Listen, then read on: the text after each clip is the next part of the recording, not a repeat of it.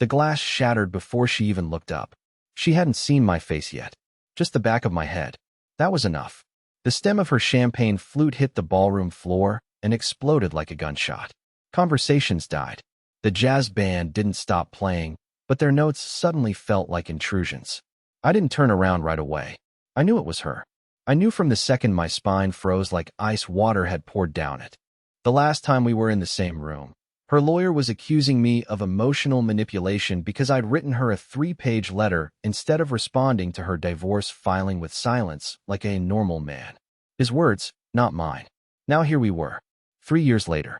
Her in a navy evening gown. Me in a borrowed suit that still smelled like someone else's cologne. I turned around. She was already staring at me like she'd seen a ghost. Her lips parted. Her eyes glistened. Her mascara began to melt in slow motion. Her clutch bag dropped next. And then she ran. Just straight out of the ballroom, like her body remembered something her mind hadn't prepared for. And I stood there, still holding a plastic name badge that read, Jasper H. Vendor. Someone asked if she was okay. Someone else asked if I had done something.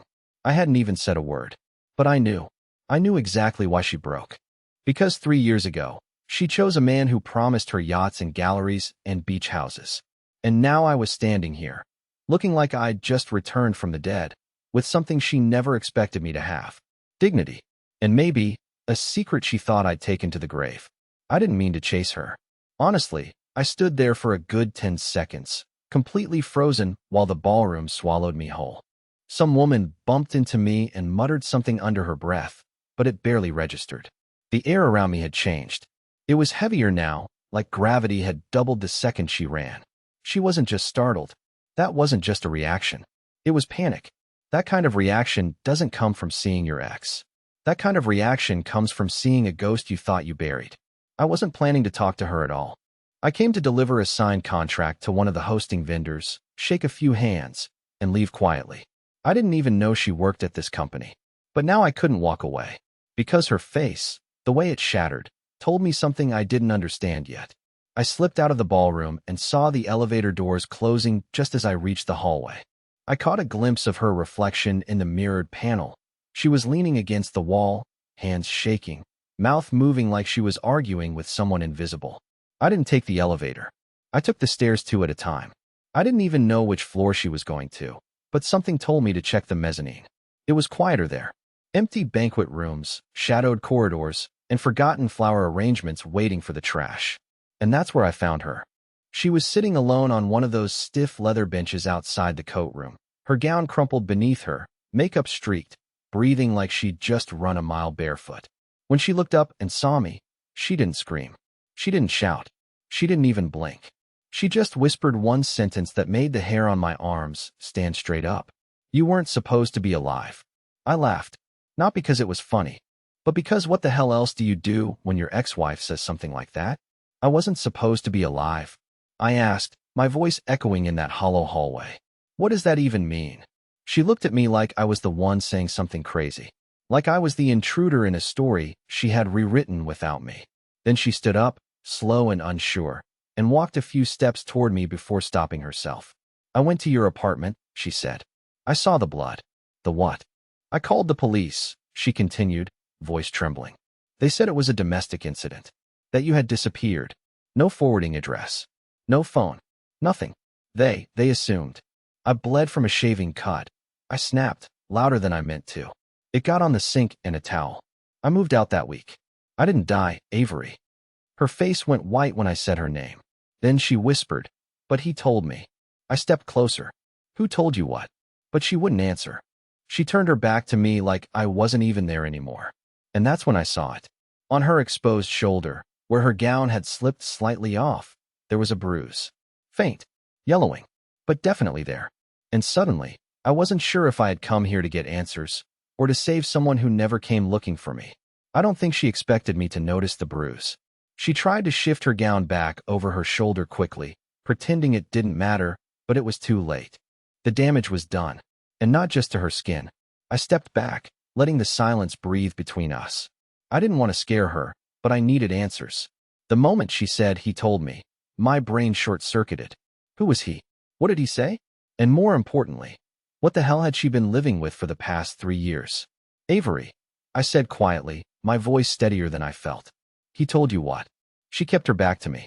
The hall was empty, save for the hum of an old vending machine and the faint echo of music from the ballroom below.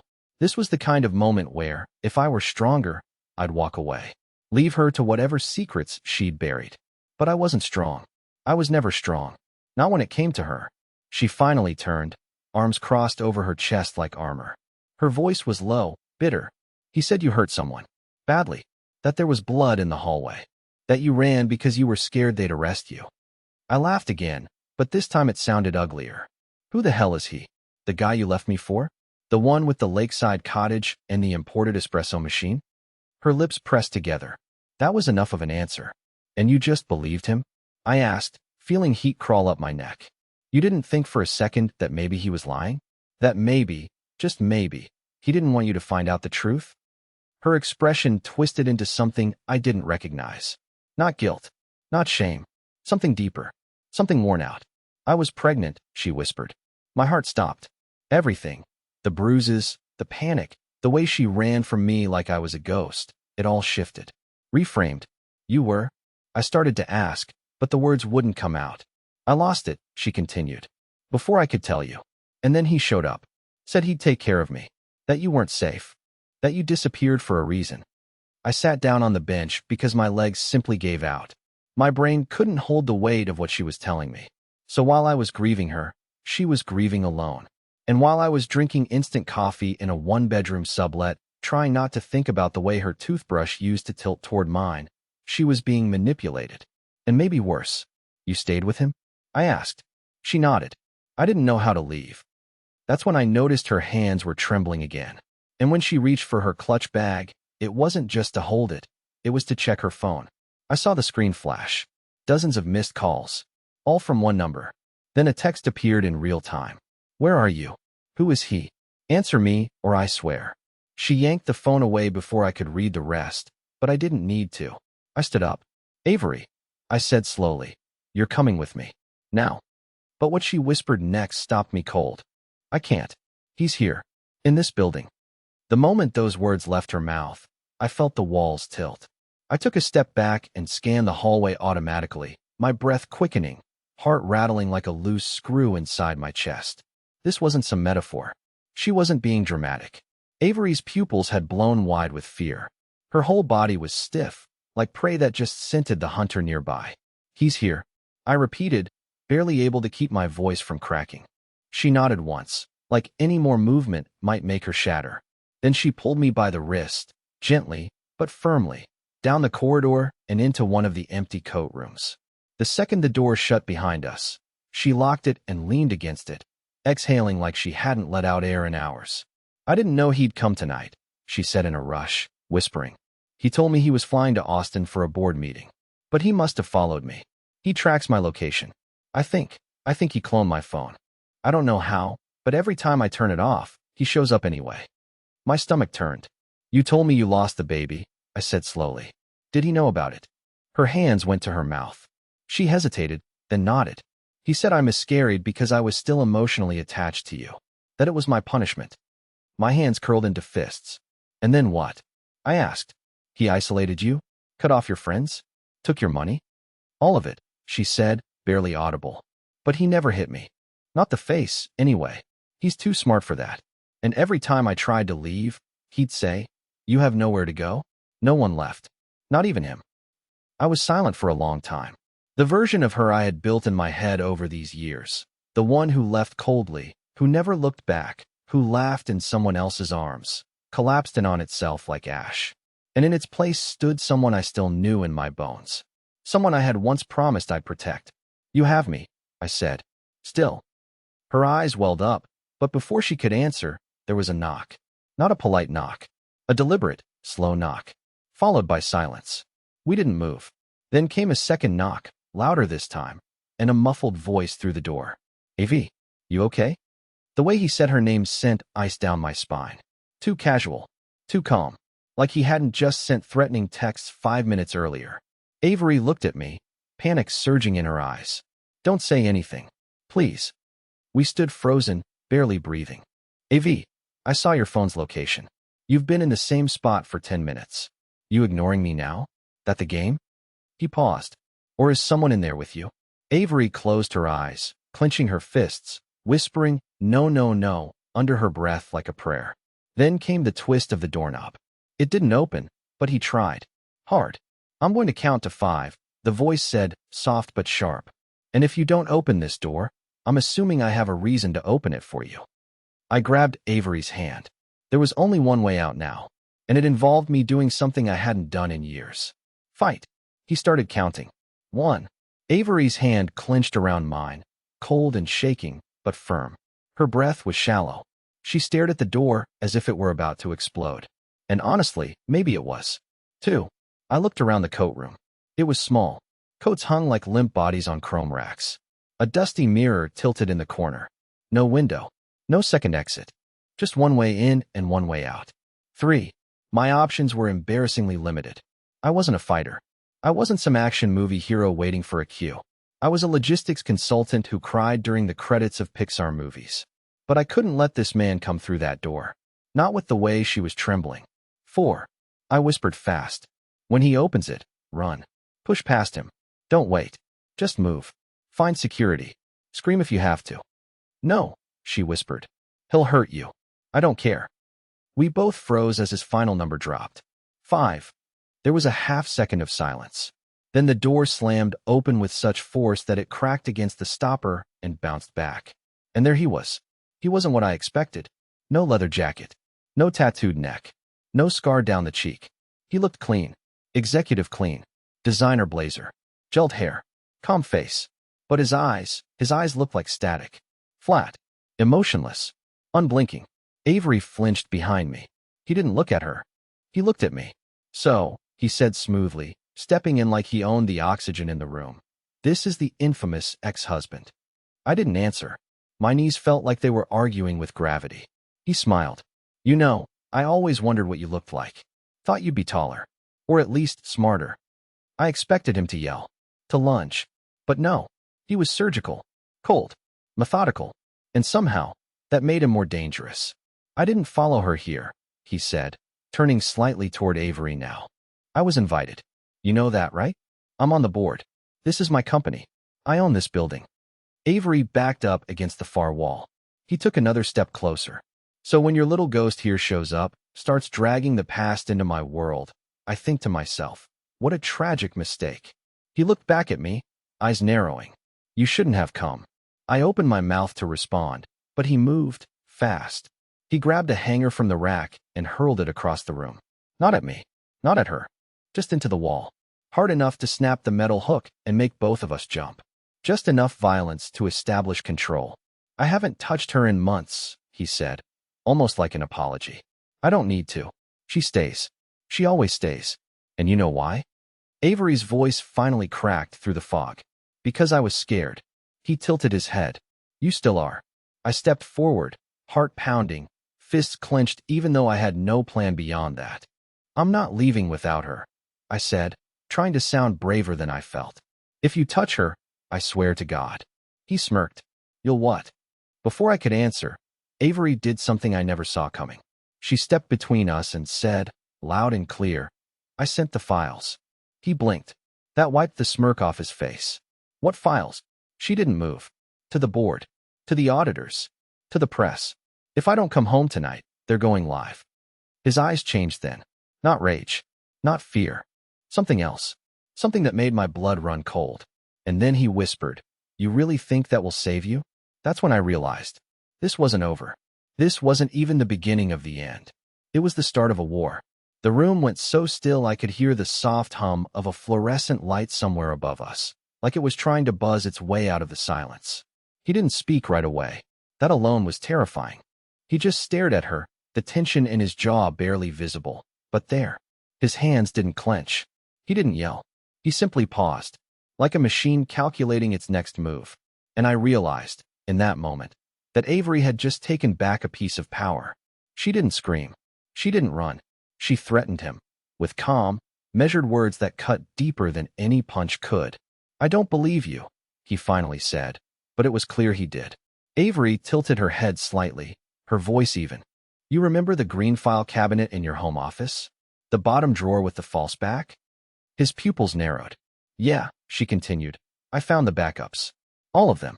The invoices, the altered audits, the fake vendors. I didn't know what I was looking at first, but I had time. A lot of time. 3 years worth of quiet watching. He glanced at me like I was supposed to be shocked, but I couldn't take my eyes off her. She wasn't shaking now. She wasn't crying. For the first time in years, I saw a version of Avery I never knew existed. Not the woman who left me. Not the scared voice on the other side of a locked coat room. This Avery was something else. I sent it all, she said, stepping forward. To your board. And 3 journalists. One of them already replied. You know how they get when it's election season. You're not just a headline. You're a scandal with a trail. His voice dropped. You think anyone's going to believe you over me? I don't care if they do, she said. Because I didn't send it from my account. That was when he moved. Not toward her, toward me. He lunged like he was trying to erase me from the world, but I was ready this time. I braced, caught his arm, and we crashed into the coat racks behind us. Dozens of hangers spilled across the floor. A metal pole clanged hard off my shoulder, but I didn't let go. He shoved me hard, grabbed a fire extinguisher from the wall, and for a moment I thought he was going to swing it. But Avery screamed, and that hesitation gave me just enough time to yank it out of his hands and throw it across the room. You're done, she shouted, voice cracking. It's over. No, he growled, chest heaving, sweat beating down his temple. It's never over. You don't get to leave me. Not after everything I gave up for you. What did you give up? She snapped. My wife. The words hit like a thunderclap. I blinked. Wait, what? He turned to me then, face twisted. You think she left you because of me? I didn't chase her. I didn't seduce her. I was already married. She came to me. Avery's face went pale. I never asked her to leave you, he said. I told her it was a bad idea. But she said she was suffocating, that she needed out. So don't stand there pretending you're her knight in shining armor. She broke you, not the other way around. The room spun, but Avery didn't flinch. Instead, she stepped between us and said, with more clarity than I'd ever heard from her, you're right. I made the mistake, but I'm not making another. She reached into her clutch and pulled out a USB drive. I still have the originals, and I made sure someone else does too. He stared at her. No more rage, just defeat. The kind that settles behind the eyes like fog and stays there. Then security finally arrived. A burst of static and a voice through a walkie-talkie. And just like that, he backed off, raised his hand slightly, and smiled. You think this changes anything? He said, stepping backward. You think you win just because you finally grew a spine? No, Avery said. But you're about to lose everything you thought was untouchable. Security didn't even ask questions. Not at first. They came in as a pair, both in suits with earpieces and sharp eyes that had seen enough to recognize tension without needing context. One of them reached for his walkie, asked for backup. The other blocked the exit. And yet somehow, he still looked like he owned the room. I watched as he smoothed out his blazer, adjusted his cufflinks like this was just another bump in his schedule. He didn't look rattled. He looked prepared. That terrified me more than if he'd screamed. Sir, one of the guards said, turning to him. We need to ask you to step out and speak with our head of venue security. There's been a complaint. He raised an eyebrow. A complaint. Then he turned to Avery, as if they were at a dinner party and she'd just spilled a drink on his lap. I wonder, he said calmly, if your new friend here knows everything, or just the parts you wanted him to. She didn't answer. He kept going. You didn't tell him about Prague, did you? Or what happened with the firm in Seattle? No. Interesting. He smirked and let the guards escort him out, without resistance, without protest. Just that same infuriating air of quiet power. The door clicked shut behind them, and suddenly the room felt 10 degrees colder. Avery sat down hard on the bench, burying her face in her hands. I didn't move. My thoughts were spinning too fast, tripping over each other like dominoes on fire. Prague? Seattle? My heart started pacing again, not with fear, but doubt. Avery, I said cautiously, what was he talking about? She looked up. Her eyes were red, not from crying, but from exhaustion. Years of it, maybe decades compressed into 3 sleepless ones. I was desperate, she whispered. Not for money, for control. After I left you, I thought he was safety, stability, a new chapter, but I didn't know he was under investigation.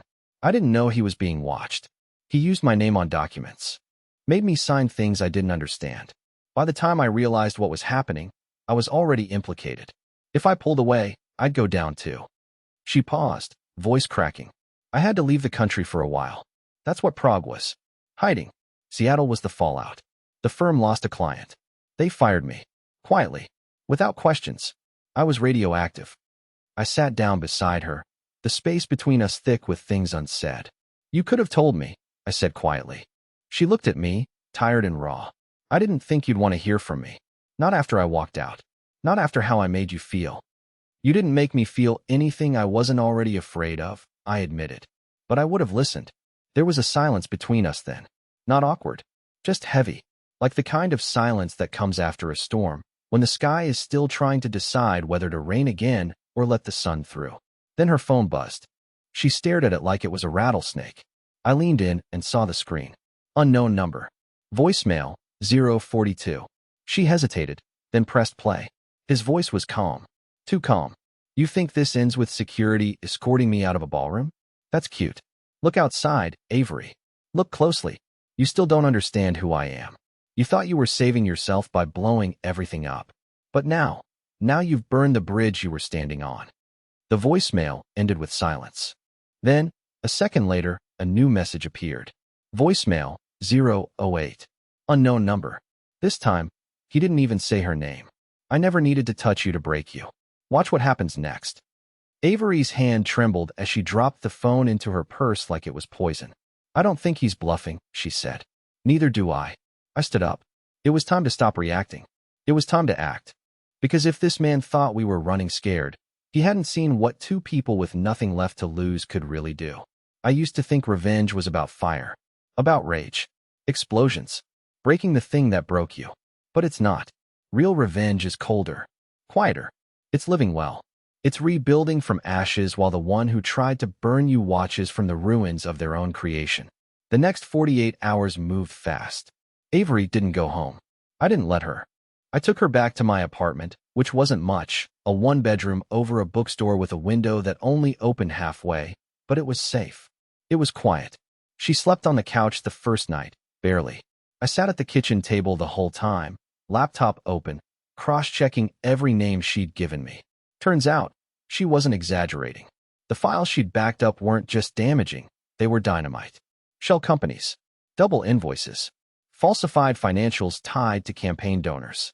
It wasn't just fraud. It was organized. She had unknowingly become the keeper of an empire's rot. By morning, we had a plan. We met with two of the journalists who had already received her encrypted archive. They asked questions. They verified timestamps. They didn't treat her like a villain or a victim. They treated her like a whistleblower, like someone who finally stopped hiding. By the end of the day, the first exposé dropped. By the second, a board member resigned. And by the third, the man who once whispered through locked doors and tracked her phone like a wolf was placed under federal investigation. He didn't call again. Not once. He disappeared behind his lawyers, who suddenly had to answer for far more than his temper. And as his world shrank to cold offices and courtroom summons, ours slowly began to open. Avery didn't cry when she saw the headline. She didn't even smile.